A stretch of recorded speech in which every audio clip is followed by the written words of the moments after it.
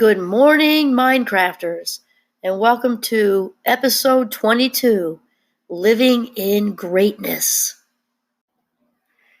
So last week we continued our conversation on Hardwired for Happiness and how important it is to actually sit with this feeling of goodness, taking in the good and allowing us to sit with it. And it's interesting because how the universe works, because right in the middle of these, the third kind of little mini episodes of this Hardwired for Happiness, and in one day, I had three very nice things said to me about a newsletter.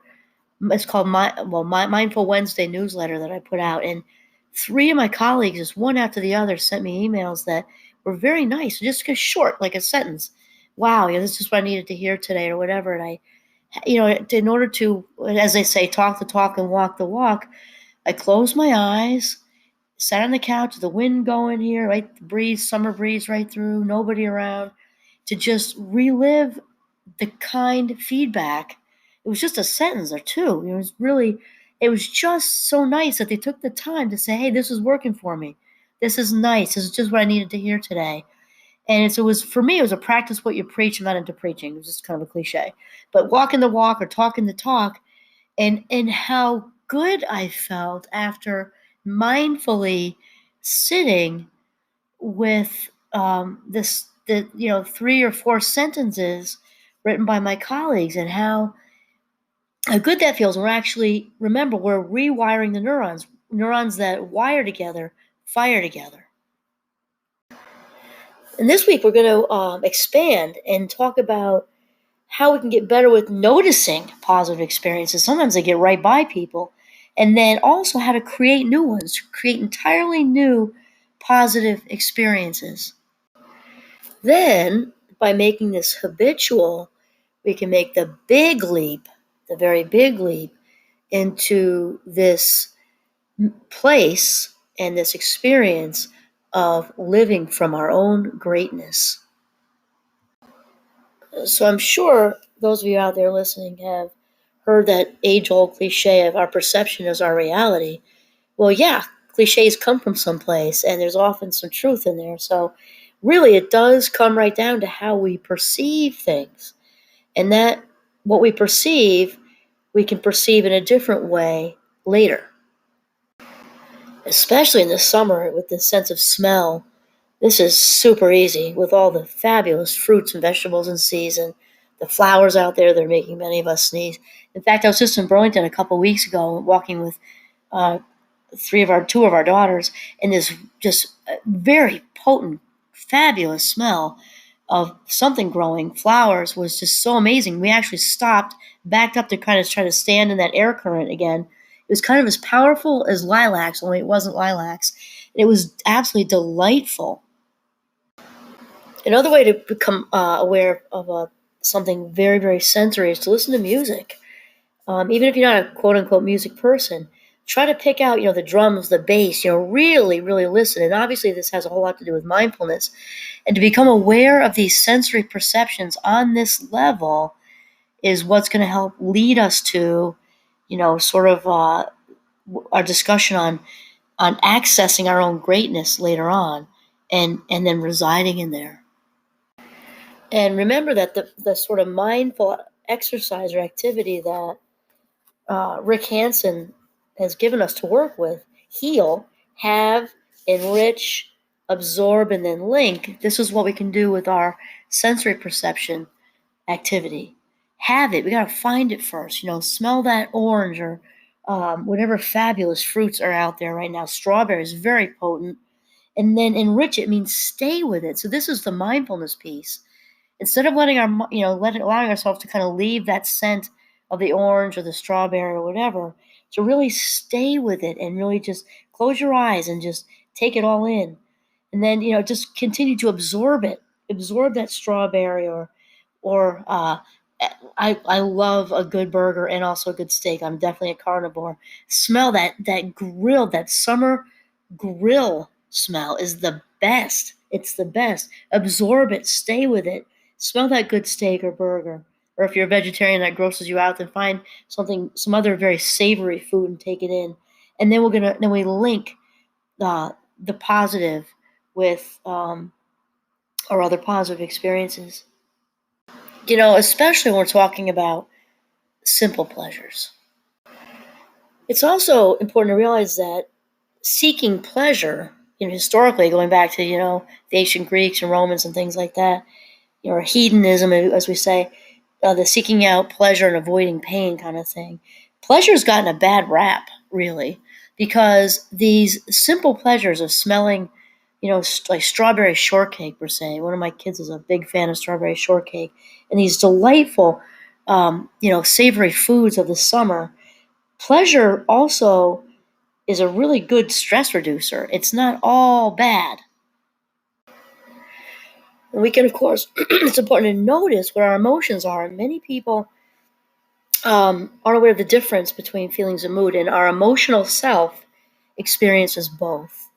So feelings are more specific, usually kind of whip right through, kind of brief, and are typically caused by an inner or outer stimulus, as Rick would say, actually. So, in other words, example, sadness is a feeling, while depression is a mood, which is why when someone is labeled with major depressive disorder, I mean, no, I don't do the word disorder, okay, just for the sake of explaining, that falls in the category of mood disorder, or I'd rather say differences in wiring. Then, this sort of basic sense of contentment in life in general, then foster feelings of continued gratitude and joy. And it's also sort of important to realize that we can kind of cultivate this, right? Which is where our autonomy and our control kind of lands into place here, because feelings can sort of become cultivated into moods. And a positive example would be when we're taking in these feelings of goodness and feeling glad and happy, and again, practicing gratitude, cultivating gratitude, these tend to then develop into a longer lasting mood of contentment. Now, it certainly doesn't mean that, you've gone to this better place, you're feeling grateful and joyful most of the time, then, life throws a curveball, which it will, right? Eventually. It's kind of like you've built a solid foundation, kind of like the Three Little Pigs, and you're the pig that built the brick house, right? So the storm comes and you're good, you're safe because you built it from the ground up. It's solid and strong. Doesn't mean the storm doesn't come. Doesn't mean you don't lose a brick on the house and you have to fix it. But you're in a far, far, far better place to weather a storm than someone who has not worked on building the solid foundation for their mood. These desires, these authentic desires, lead us down the path of authenticity and fulfilling all who we were meant to be. So when we're feeling, and experiencing these positive desires, we really want to notice them. We want to notice them, take them in, and just harness it. Absolutely harness it. So this noticing we're talking about, taking in, becoming more aware of ourselves at all these different levels, because we as human beings are complex, right? We're complicated. Noticing what our desires are is important too. And much like pleasure, desire has gotten a bad rap too, especially in this country, because, and I have to be careful here because I agree with that to a point too, this disease of wanting can lead us to a not so good place either. So talking about balance, our authentic desires, to use our character strengths, which actually we'll get into in another episode, to use our genuine, what really attracts us, what makes our hearts sing, to use those gifts to kind of land in this place of our desires. That's kind of what we're talking about. And then we really want to be aware of our actions. And what we're saying, what we're doing, do they match up? Do the insides match the outsides? So an example, and of course most of us are have something we're unaware of that we're doing, and of course partners are very good at reminding us of that for sure. An example would be even active listening. Maybe we think we're way more, we're a better listener than we really are, and then when a family member calls us out on interrupting them 3 times, and we're like, maybe I'm not the active listener I thought I was, and I like to improve that. Maybe you'd like to learn to become more assertive and speak up when you feel violated. I use that term in a lighter way. It can be obviously a spectrum of violated, but let's just say it's somebody just stepped on your toes in a conversation. And to be assertive and say, no, that's really not what I meant. So as far as the stage of awareness, before we kind of move forward towards the greatness piece, okay, the stage of awareness begins with getting on every level that thoughts are first and everything else follows. And Rick Hansen actually gives us a nice example of this in his book, Hardwired for Happiness. And he says that each time we actually kind of stop and take notice of any of these good experiences, the sensory stuff, we talked about the music, it's a break from the daily race. It's this little pit stop for respite and refueling. And then he talks about one of his clients. He says, "It was dark when I awoke, and I listened as the magical sound of light rain on the skylights warmly snuggled under my comforter. I felt safe and loved and soaked in this feeling. After getting up, the dogs and I headed to the dog park, which we had to ourselves in the early morning. It was quiet, no birds chirping, very few cars going by, and a sense of peace and solitude in a busy city. I felt so grateful. I closed my eyes, breathed deeply, and gave myself to it." I love that, and gave myself to it. So remember that we're now saving the best for last because it's really first, right? Thoughts. Our thoughts come first, feelings come second, and actions or behaviors third. Even if they seem like they're happening simultaneously, which confuses my students sometimes because they, think of automatic behaviors such as lock checking or, whatever like that. And you think about it. So I'll say, oh, Mary, let's just say we were to remove Mary's brain with kindness and anesthesia and put her brain up in a jar of formaldehyde up on the shelf. What would Mary be feeling or doing? And the answer is nothing, because her brain is on the shelf in a jar of formaldehyde. Thoughts come first, feelings come second, and actions or behaviors are third. I love that. Gave myself to it. It's like total immersion in now, in our nowness, because after all, it's not a dress rehearsal. This is the big game, right? Immersed in the now. And then Rick says to take it a step further, okay, and actually tune into what's in the background of our awareness. He said it's like eating a meal. Even though most of your attention is on the food, you're also conscious of other sounds and the room as a whole. So in the same way, there's this pleasant background sense of relaxation in your body, or an attitude maybe of curiosity or hopefulness floating around in the back of your mind. So kind of take this in. Take in what's going on in the background of our awareness. Okay, and then here's the sauce on the sundae, right? Because he says further, since neural encoding increases what's under the spotlight of attention, moving an aspect of your experience to the front of your awareness heightens its transfer into the brain structure. Okay, so this is another sort of avenue for becoming the boss of our brain, which is very important. So Rick says, once you find something positive in the background of your awareness, focus on it to bring it to the foreground. Learn what it's like to shift things from the back to the front of your mind. Since there's usually something pleasant or beneficial somewhere in your awareness, getting more skillful, I love that word, getting more skillful with this shifting creates many opportunities to have the core of your experience at any moment, what's in the foreground, to be positive. And this is the goal. The goal is to rewire the brain, rewire the neurons, so that they're firing together to elicit positive thoughts, which lead to positive feelings, which leads to positive actions and behavior. So inviting, these wonderful sensory experiences, our authentic desires, our authentic feelings, our authentic experiences in, wrapping around those and really, really sitting with them mindfully and absorbing these is what Marty Seligman would refer to as savoring. Savoring life, savoring the people in our lives, savoring these experiences and these high quality memories that we have. This is savoring. And as I sit here with a sinus infection, so if I seem a little scattered, this is why.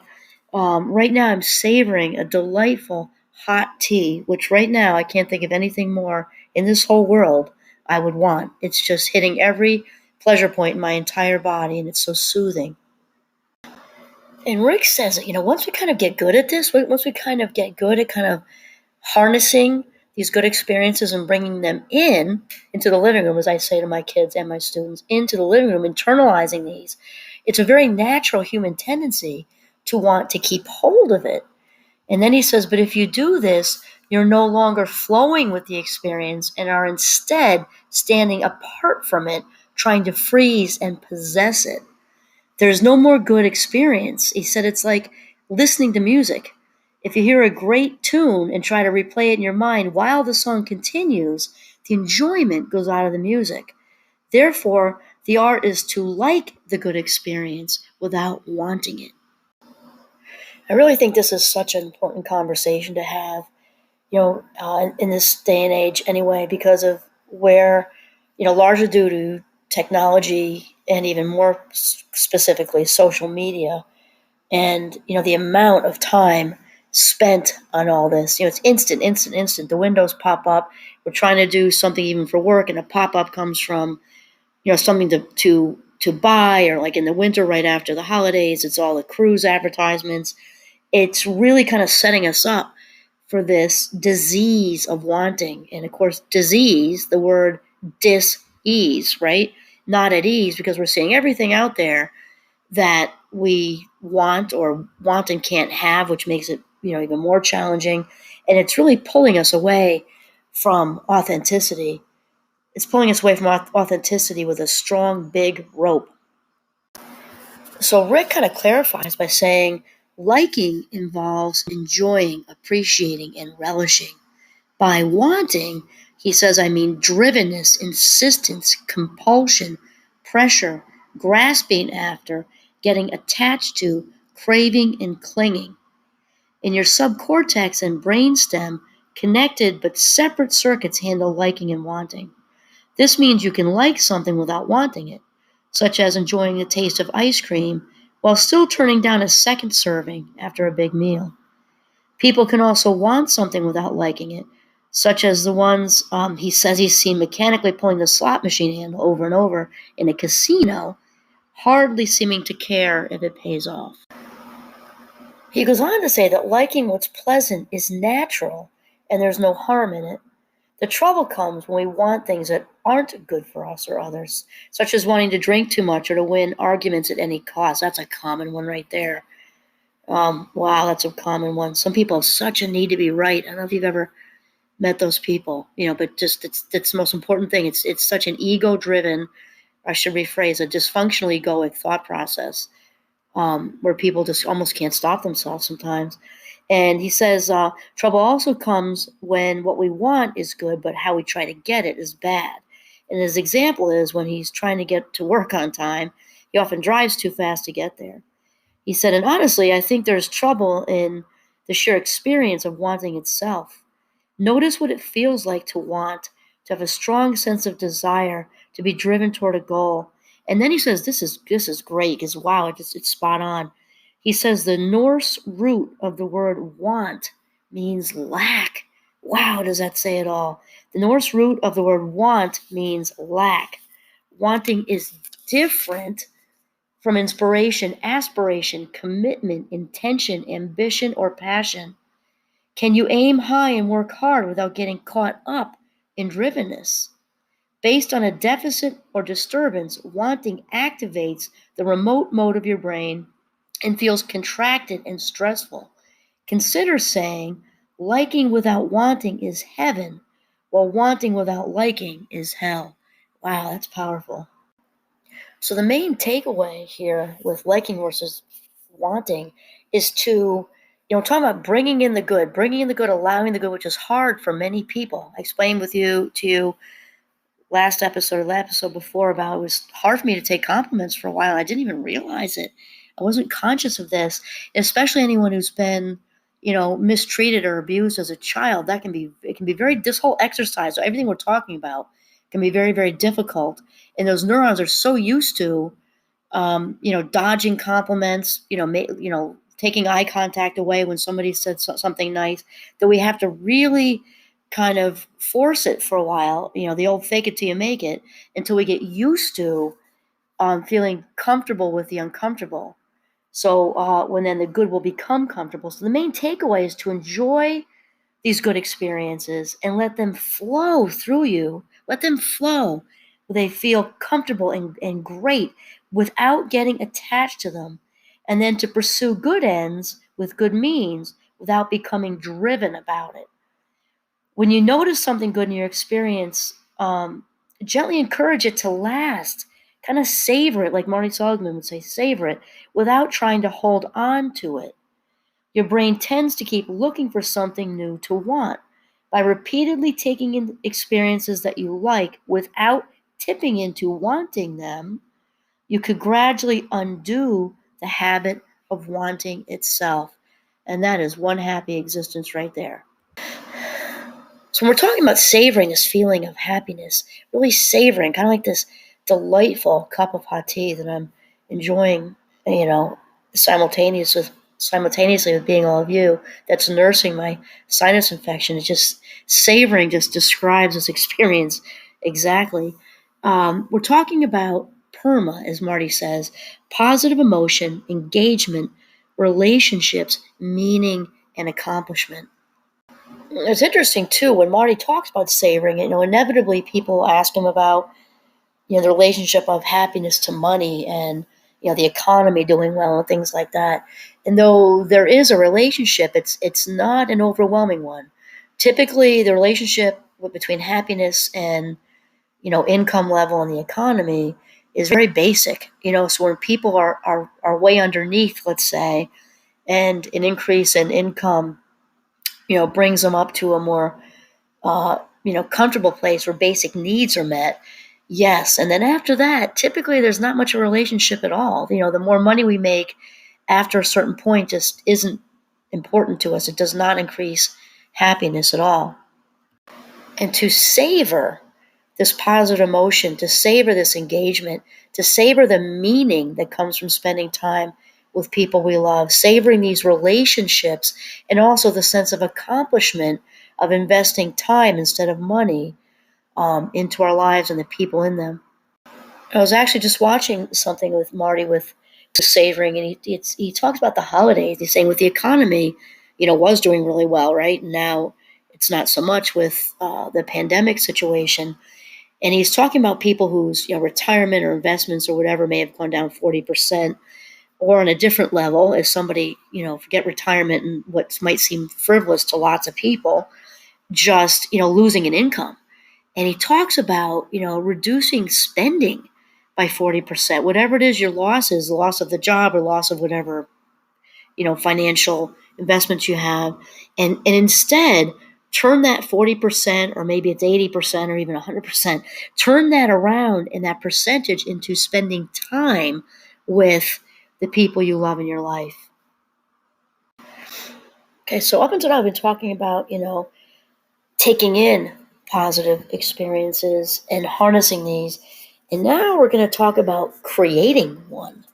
And this may be easier said than done, and it, of course, comes back down to, or comes over to, practicing, because what we practice, no matter what it is, again, the violin, practicing driving, practicing, cooking, soccer, whatever we do, whatever we practice, we inevitably get good at.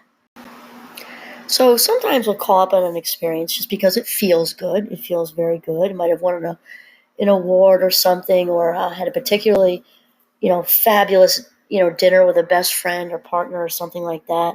And other times we might call up that experience as an inner strength when we're about to walk into a challenging situation. Doesn't necessarily mean challenging bad. It could be challenging good. About to go speak in front of lots of people. Or it could be that we're about to, confront somebody about something authentic. Maybe we're being mistreated, or they, were harmful in some way, and we have to stand up for ourselves. And we call up this experience where we are feeling particularly confident and feeling particularly good about ourselves. So again, this comes back to, learning a skill set. And remember, I'm a huge fan of skills because versus talents. Not that it isn't fun, to be an orchestra composer, to be, Barishnikov, to be, Michael Phelps or whomever for a day. I'm a big fan of skills because we can learn these, and that says to me, if it's something I can learn, I can research it, whatever that means. I can learn about it, and I can then practice it with consistency and follow through, and then become good at it. And to me, that has me feeling better in that moment, just deciding to learn a skill set, even though I haven't even done it yet, because in that moment, I've made a conscious choice to take control of my life, and for me, that works really, really well. And so Rick says whether you're doing it, bringing or creating this positive experience, whether you're doing it simply to feel good or to meet a challenge, being able to self-activate useful states of mind. Love how he says that. To get the song playing that you want on your inner radio station is fundamental to psychological healing, everyday well being and effectiveness, personal growth, and spiritual practice. I love how he says that. To get that song playing that we want on our inner radio station. Love that. And nonetheless, Rick says it can be hard at first for many people to call up positive experiences at will, particularly ones that would be helpful in certain situations or for certain needs. For example, if you're feeling stressed, it can take practice to create a sense of relaxation in your body. It's definitely true, right? Because it's counterintuitive. When we're feeling stressed out and anxious, we typically want to dig in with our nails, right? And just dig into it and push it away. And then we know how that works, right? Carl Jung has said it. Resistance, that which resists, that which we resist will persist, right? Resistance just doesn't get us anywhere. And Rick says if you've been hurt, it can take a while to remember a friend and feel seen and appreciated. The states of mind that would be most useful for a person are often the hardest to self-generate. This is why it takes conscious choice and follow through, just like when we're trying to, kind of educate or train a toddler. Remember, the brain is just like a toddler. It takes lots and lots of reminding, consistency, and follow through. He said, but with practice, you will get better at this. Truth right there, right? As you repeatedly internalize the experiences you create, you will begin to emerge naturally with these inner strengths when life, throws us a curveball. And I must say, kind of do a disclaimer here. We are not changing history here, because we kind of fall into like, a pathological kind of thing, which is the opposite of what we're trying to achieve here. We're about the genuine and the authentic. So it's not about changing the facts. It's about seeking out good ones, harnessing these and savoring these. So I'm going to share with you one of my biggest experience, actually, that I save it. It's kind of like saving the big guns. You don't want to diminish the power. So this experience, I have to give you a little backstory. So we have a thing at Champlain where I teach, where there's an end of the year celebration, where it's a big lunch and it's just all good stuff. There are lots of awards. It's who's retiring. There's all kinds of, it's faculty and staff, all grown-ups who have just done amazing things, and how we've done as a whole as a college, and there's a student a cappella group that comes out and sings. I mean, it's just the best day at the end of the year. And there are a couple of big awards given out, and there's only one of them. And so I was sitting there watching, looking up the stage, having no idea. I was just about to actually head out to the bathroom, and somebody snagged me. And they were about to call up the Teaching and Excellence Award for the year. And all of a sudden I got looks. I'm like, what's all this about? So long story short, I was presented with the Teaching and Excellence Award for the year. And it's still surreal to this day. And everybody in the gym, it was like, I don't even know how many people, most of my colleagues, huge amount of people. And everybody stood up It was surreal. And clapping, and I to this day, I almost like dissociated in a good way. It was just amazing. I looked around at my own colleagues in my own division who were also friends, and we hang out, and they were the smiles on their faces. And one of my friends slash colleagues, JM, had snuck around to all my colleagues getting their nominations for this. For months it took her to put this whole thing together. And when I think back at it, I'm getting a chills. I'm even saying this on a podcast. The fact that all of that effort went in on behalf of me is still so overwhelming when I think about it. And when I picture them all standing up for me, it absolutely overwhelms my spirit with such love and kindness. So I hang on to that feeling. And without exaggeration, outside of my wedding to my beloved and the birth of our 5 amazing young adult children, without question, that was the single best day of my life. And of course, recognition and appreciation, as far as a healing process, can be extraordinarily powerful.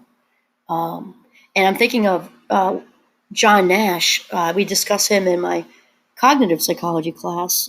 He was famous for his game theory and a Nobel Peace Prize winner, obviously a genius.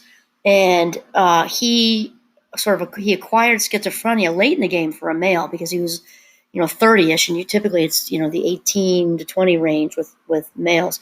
Way late in the game, he'd gone to Princeton, absolute genius, and he completely fell to this extreme challenge of hearing voices in his head, and he kind of went off the map for a while.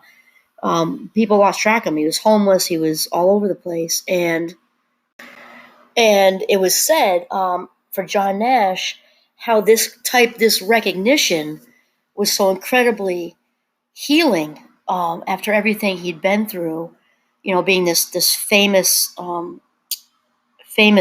genius, and then having the whole world kind of know what happened to him, then turning around and acquiring or earning the Nobel Peace Prize.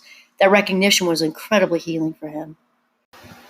Then back then labeled as crazy. It's not a good word that we use now, but here he had earned the Nobel Prize for game theory, and the Nobel Prize folks who planned it actually had a thought of not including him, even though he would still get the prize, not including him in the actual ceremony where he would receive his prize.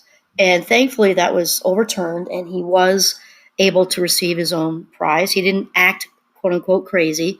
He was dressed in a tuxedo with tails, looking very handsome, showed up, did all the ceremonial bowing and all of that, and accepted his prize very, very elegantly and moved on.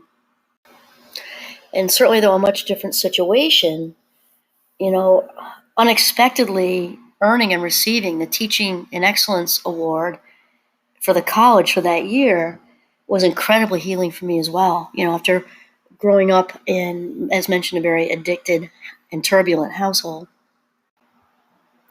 We're talking about, creating positive experiences, or the creation process. Rhonda Byrne says that when using the creation process, imagine and feel that you already have what you want, and never deviate from that state of being. Why? Because the law of attraction copies whatever you give, and you must imagine and feel having it now. And we have another quote from a Nobel Peace Prize, our winning playwright. George Bernard Shaw says, "Imagination is the beginning of creation. You imagine what you desire, you will what you imagine, and at last you create what you will." We have another person saying the same thing. Henry David Thoreau says, "This world is but a canvas to our imagination." This also follows suit, way back in the earlier episodes of this season when we talked about Don Miguel Ruiz, and how we, kind of the authors of our own books are scripts, right? And that we create our own heaven, we create our own hell. As you may guess, I read voraciously, and I never cease to be just amazed when so many people from so many different, not just, countries and cultures and different fields, and are saying the same thing, just in different ways. It's amazing to me. And lately I've been dipping into Wayne Dwyer's Change Your Thoughts, Change Your Life. And he does this using the wisdom of the Tao, which is really kind of cool. And this particular excerpt I'm going to read you a little bit from is about living from greatness, which is, sort of our topic of this episode. So the 25th verse of the Tao is pretty cool. Here goes. There was something formless and perfect before the universe was born. It is serene, empty, solitary, unchanging, infinite, eternally present. It is the mother of the universe. For lack of a better name, I call it the Tao. I call it great. Great is boundless. Boundless is eternally flowing, ever flowing. It is constantly returning. Therefore, the way is great, heaven is great, earth is great, people are great. Thus, to know humanity, understand earth. To know earth, understand heaven. To know heaven, understand the way. To know the way, understand the great within yourself. So, more simply put, the message of this verse is that greatness invites you to change the way you live and to see the life you're living change.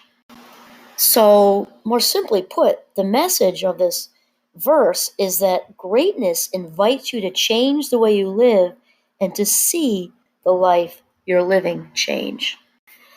So here again, it's amazing that, Wayne Dwyer is saying, nothing different than Rick Hansen was saying and what Rhonda Byrne is saying. And so we can begin to do this by examining our thoughts and ideas. We just said this, fact check, right?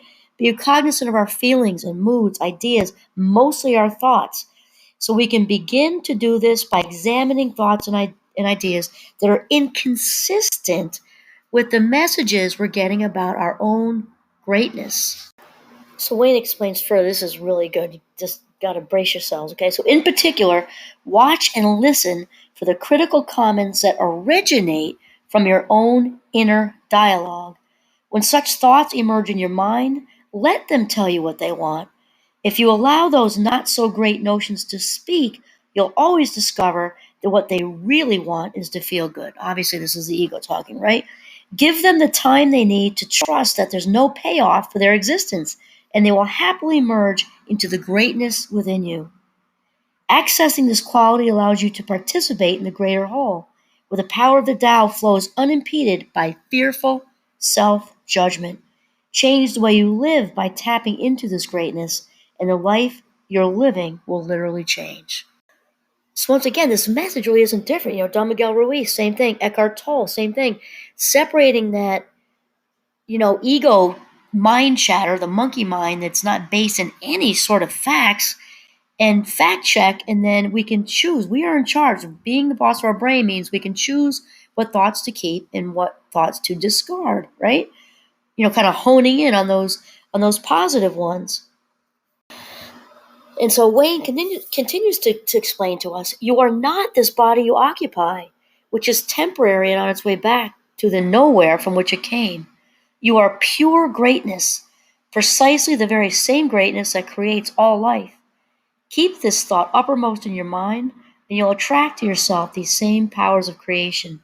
The right people will appear. The exact events that you desire will transpire. The financing will show up. That's because greatness attracts more of its own self to itself. Just as thoughts of inadequacy act upon a belief that ensures the deficiency will become your reality.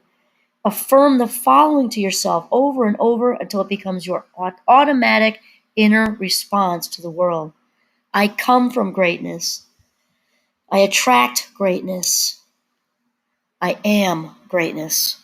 And lastly, Wayne says, in addition to trusting in our own greatness, which is huge, especially for those of us who may not have been treated so well early on, how important it is to also look for beliefs that contradict your status as being of greatness. This is also what Rhonda Byrne talks about with the law of attraction. The thing is, we're going to attract what we're thinking about, positively or negatively. We're going to attract people that are toxic if we're kind of allowing them to occupy our minds. And on the flip side, we're going to attract when we envision, a new job, going back to school, a partner, a happy life with a partner, redoing part of the house. We attract, kind of envision all this good stuff. Good stuff, more good stuff's going to come to us because we're rewiring the neurons to go down that path.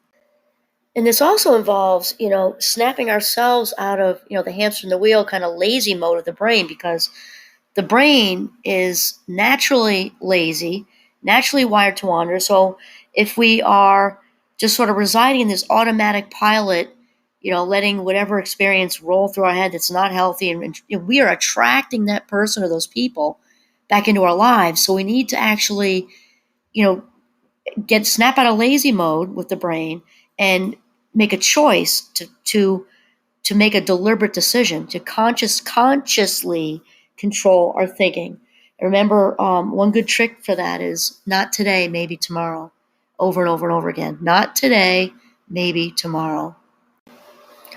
We need to really be sort of hyper cognizant that, like the system 1 and system 2 thought process we were talking about last week, that automatic, it's easy, right? But to shift into the more conscious, deliberate, slow down thinking of system 2, right? From Watson to Sherlock, more observant, more critical, tossing out the facts that don't matter and keeping the ones that do.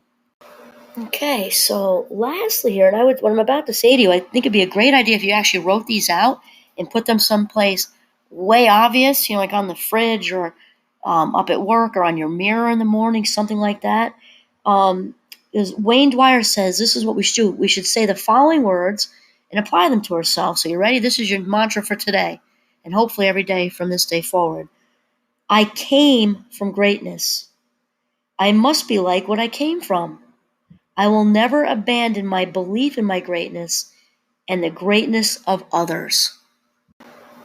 By acknowledging this simple truth, by saying these words, and I'm big on the written words, so write them down, put them, again, in the fridge or someplace where you are going to see them every day, because these words will serve to remind you of the truth of your own greatness. This is Kimberly Quinn signing off from Northern Vermont. Have a mindful day.